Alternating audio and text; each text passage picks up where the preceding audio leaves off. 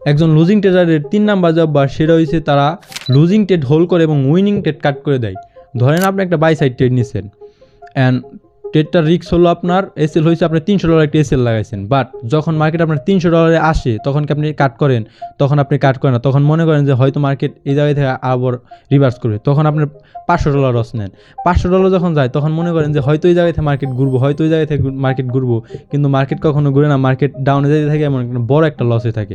But এটাই যদি আপনি বাই সাইড ট্রেড নিতেন, ধরেন আপনার মার্কেট আপনার ডিরেকশনে গেছে, মার্কেট $300-400 যখন প্রফিট দেয়, আপনি তখন উইনিং ট্রেড মনে করেন যে যদি লস হয়ে যায় এই হিসাব করে আপনি তখন ওই উইনিং ট্রেড থেকে আপনি $300 প্রফিটে বেড়ে যান। বাট আপনার টার্গেট কিন্তু ছিল $1000, কিন্তু আপনি উইনিং ট্রেডটা কাট করে দিলেন, লুজিং ট্রেডটা হোল্ড করলেন। একজন লুজিং ট্রেডার সবসময় তার যে লস ট্রেড সেটা সে হোল্ড করতে করতে অনেক বড় একটা অ্যামাউন্ট লস করে, কিন্তু যেটা উইনিং ট্রেড সেটা ছোট্ট একটা প্রফিট নিয়ে বেড়ে যায়। বাট একজন প্রফেশনাল ট্রেডার ছোট্ট একটা লস নিয়ে বেড়ে যায়, কিন্তু প্রফিট যখন করে 1:2, 1:3, 1:5 প্রফিট করে।